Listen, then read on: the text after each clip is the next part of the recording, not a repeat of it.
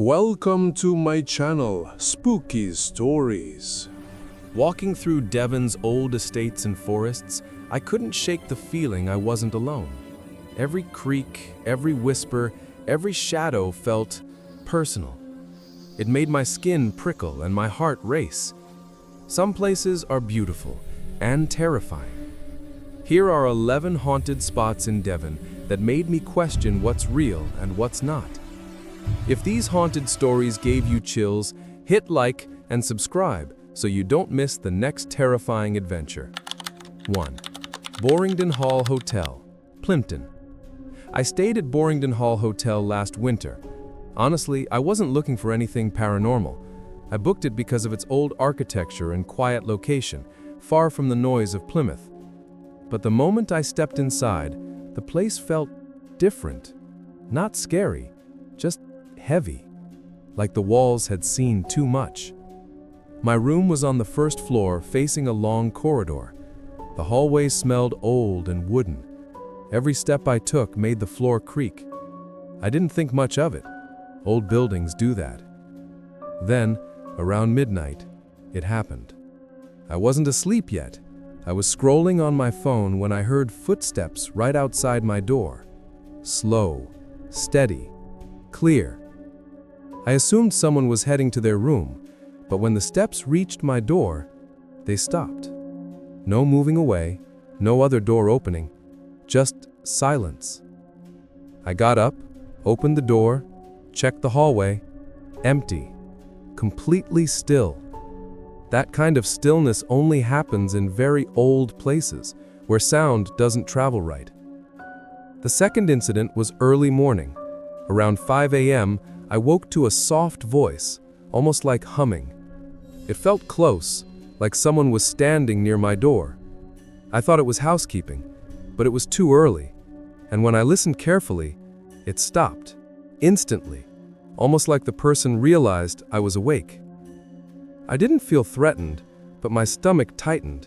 Someone, or something, was there, watching quietly. Not harmful, just present. At checkout, I casually mentioned the noises to the receptionist. She smiled politely. She said, "Some guests hear things. This building has a long memory." I didn't ask more. I didn't need to. Even now I think about it. The footsteps, the humming, that strange feeling of not being alone, even when no one was there. 2. The Britannia Inn, Plymouth. I stayed at the Britannia Inn on a chilly autumn night. I wasn't looking for anything spooky. I just wanted a quiet weekend in Plymouth, away from the busy city streets. The inn looked charming online, all timber beams and old brick walls, so I thought it would be cozy. But the moment I stepped inside, I noticed something odd. The air felt colder than it should, and there was this faint smell of wood smoke, like someone had lit a fire years ago, but no one was tending it now. I shrugged it off. Old buildings have their quirks, I thought. My room was on the second floor, overlooking the narrow street outside. Around 11, I was about to sleep when I heard it, the unmistakable sound of someone walking across the corridor.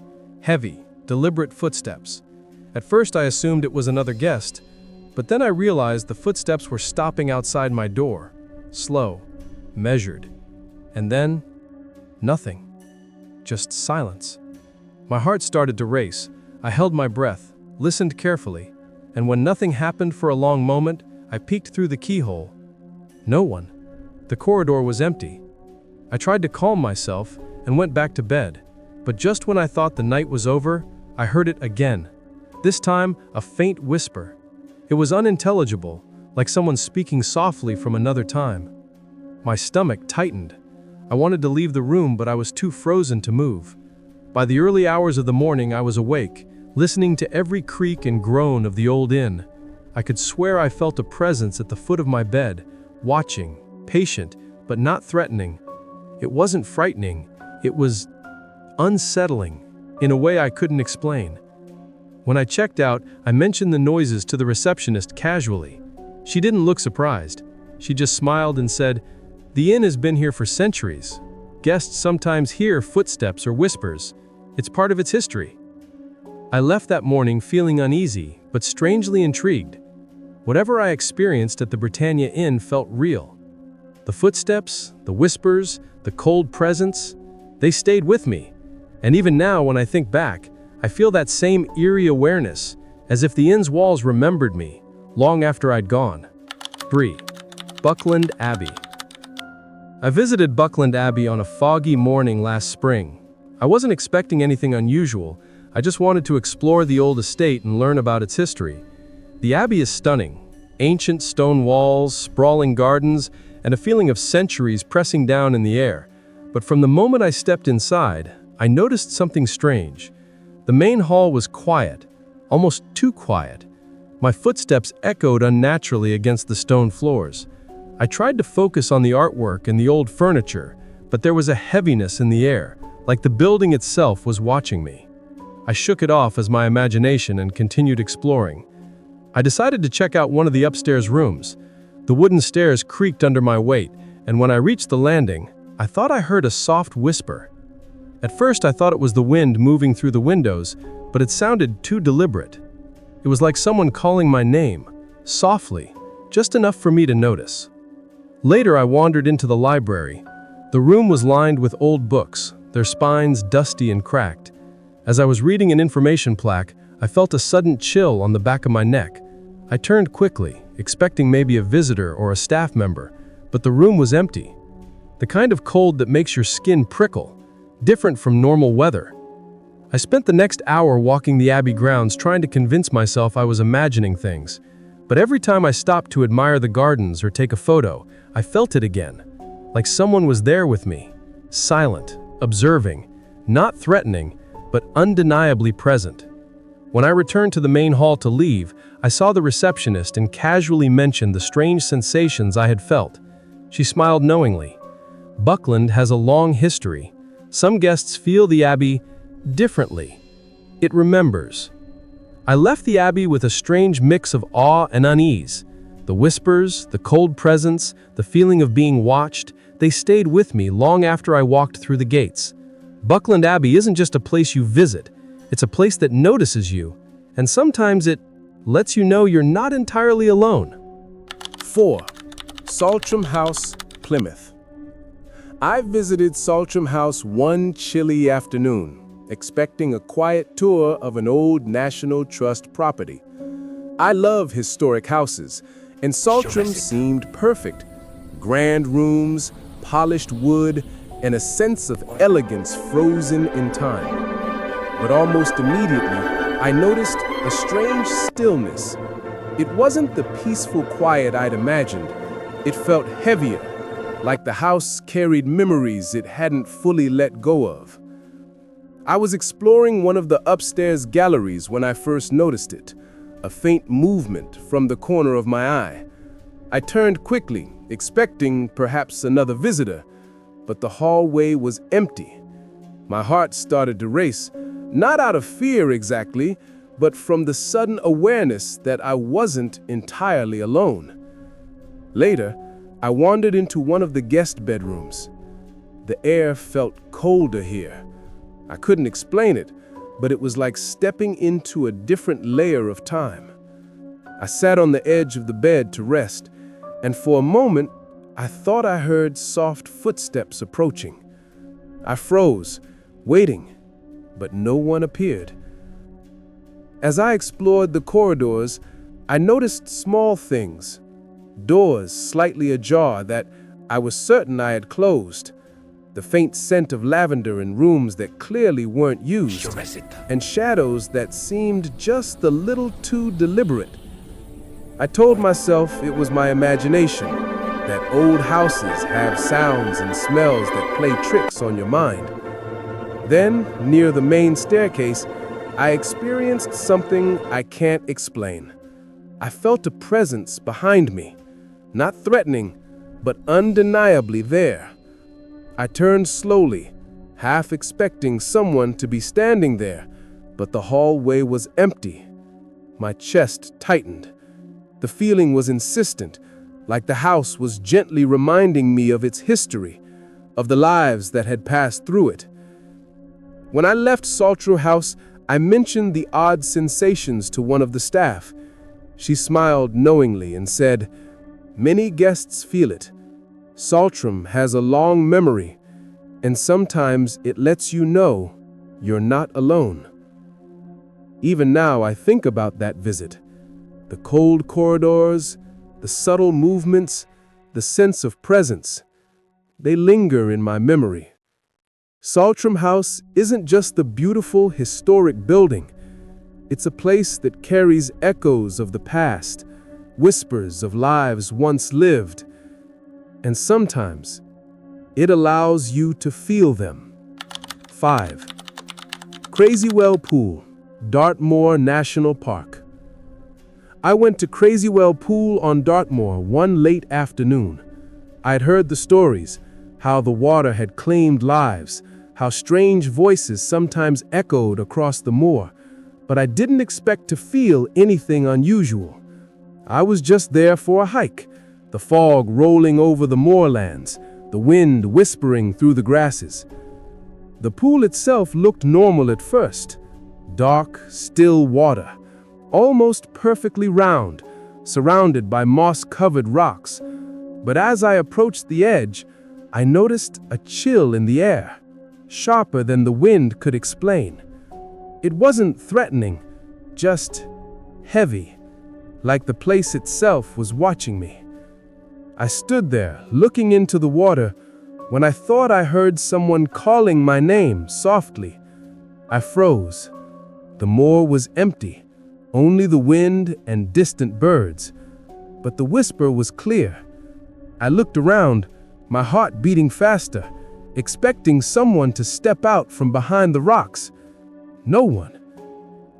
Then I tried to take a photo, and my camera's screen went blank for a few seconds, just as if it refused to capture the pool. That sent a shiver down my spine. I laughed nervously at myself, trying to shake it off, but every time I moved closer, the feeling of being watched intensified. I took a step back and noticed the surface of the pool seemed darker in one corner, like a shadow moving beneath the water. My stomach tightened. I wanted to leave, but something compelled me to stay, just to watch.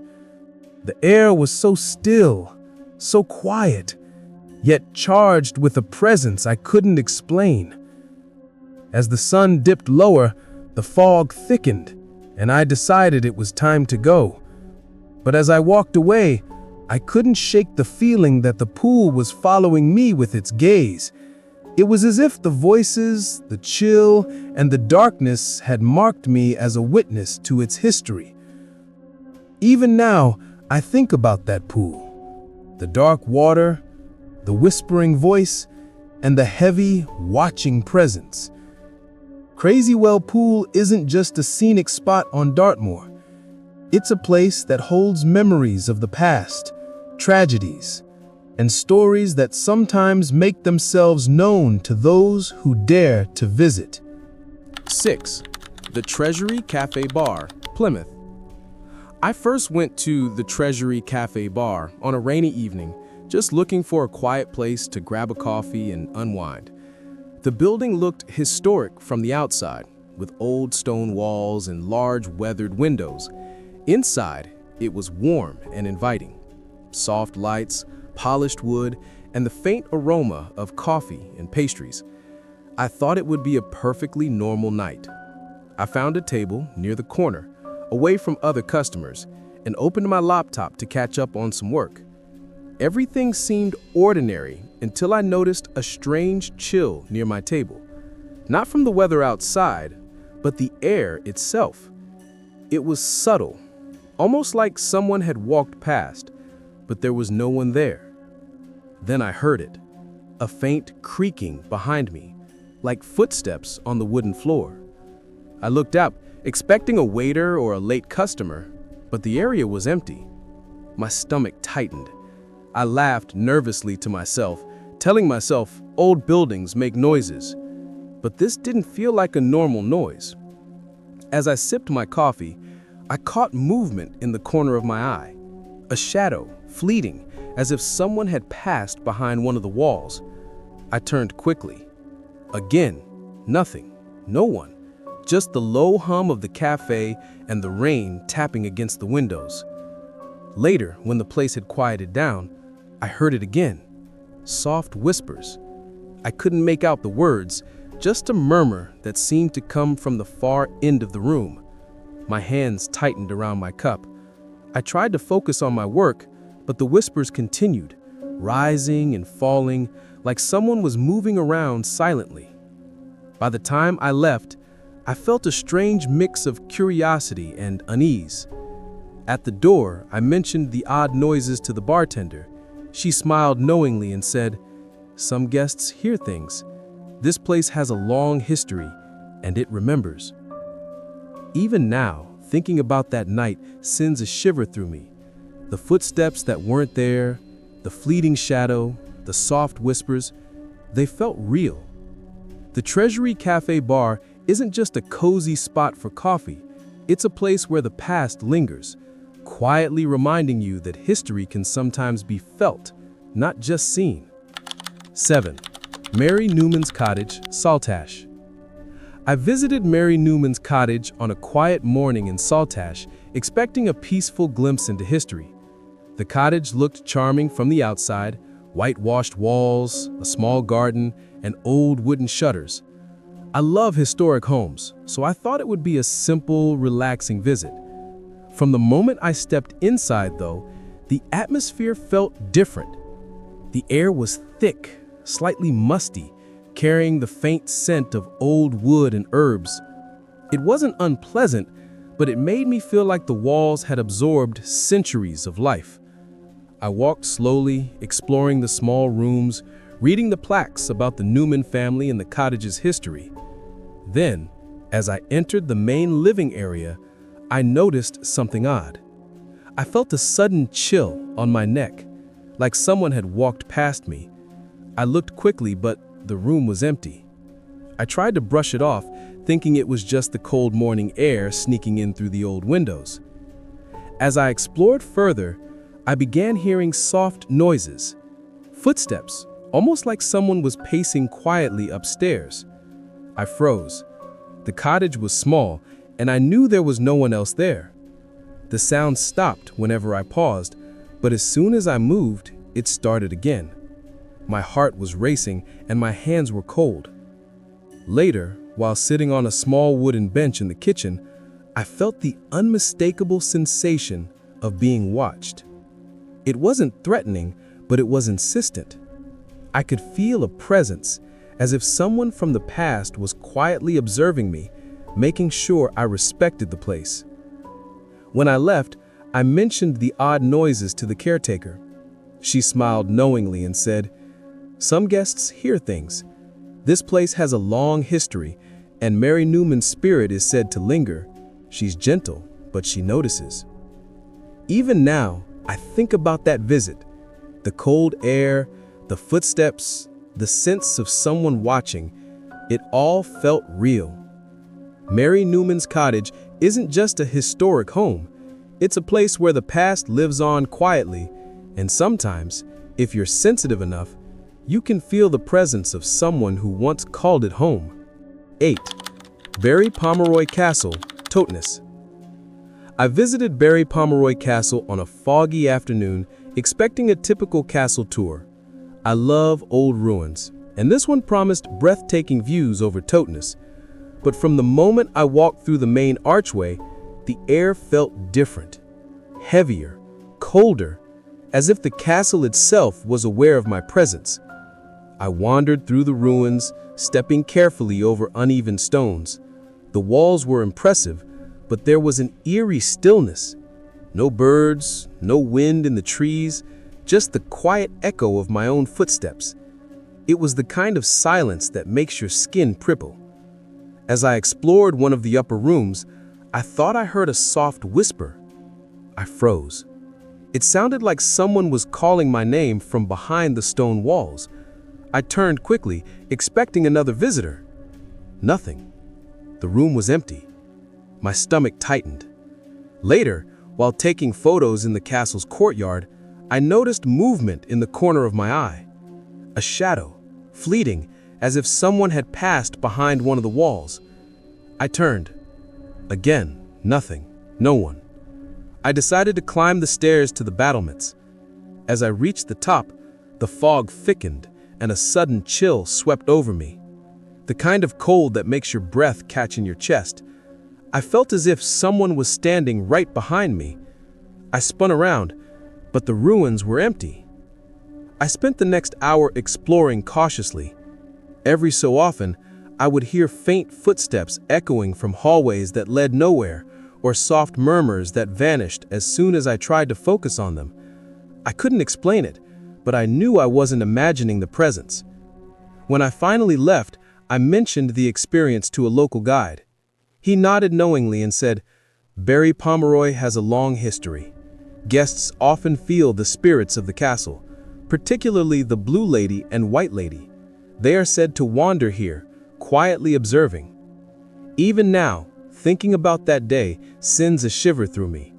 The shadows, the whispers, the feeling of being watched, it all felt undeniably real. Barry Pomeroy Castle isn't just a ruin, it's a place where history lingers, and sometimes the past decides to make itself felt." 9. Plymouth's Old Quarter. I walked through Plymouth's Old Quarter, the Barbican, on a misty evening, expecting a quiet stroll along the historic streets.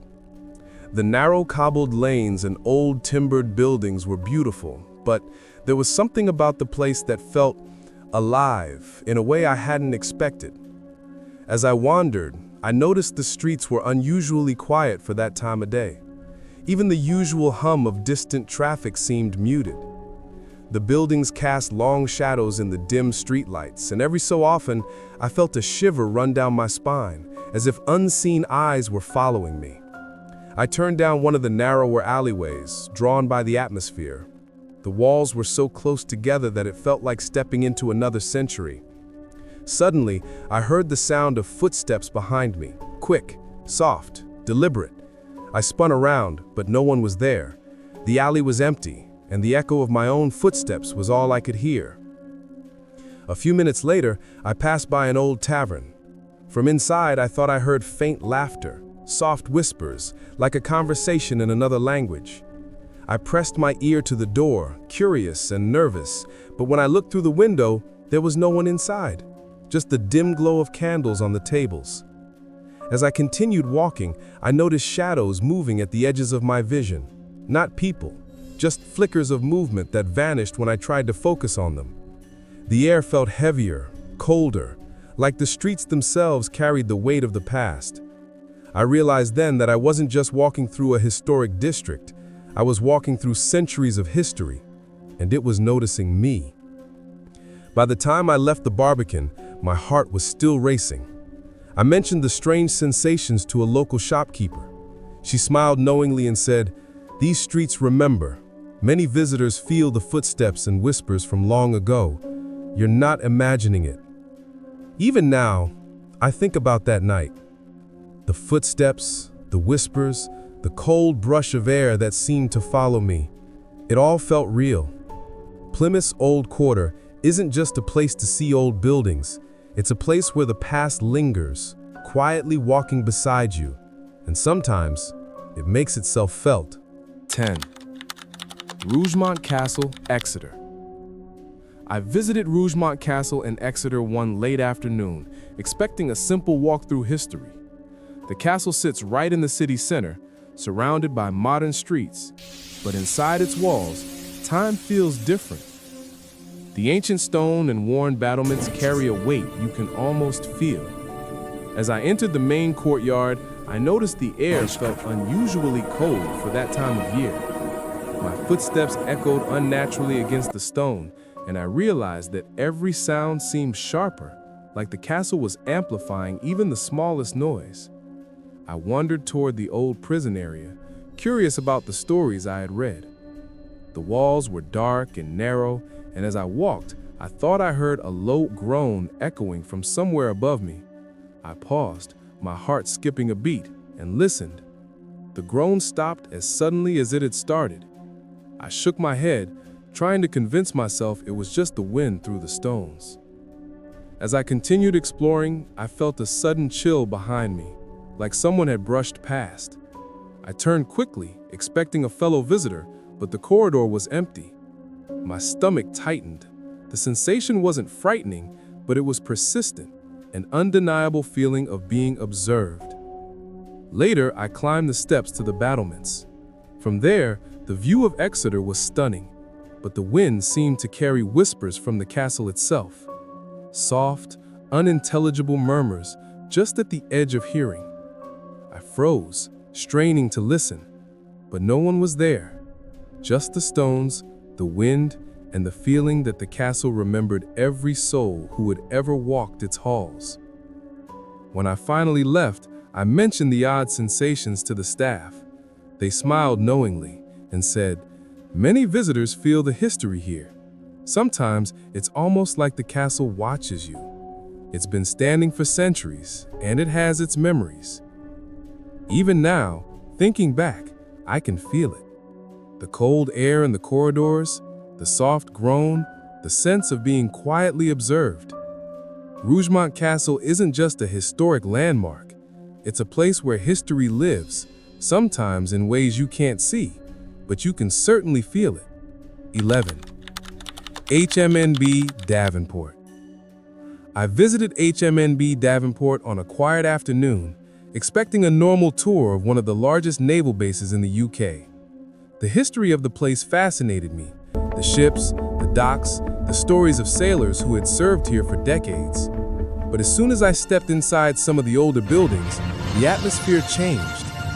The air felt heavy, almost tense, and there was a faint metallic smell that reminded me of the sea and old iron.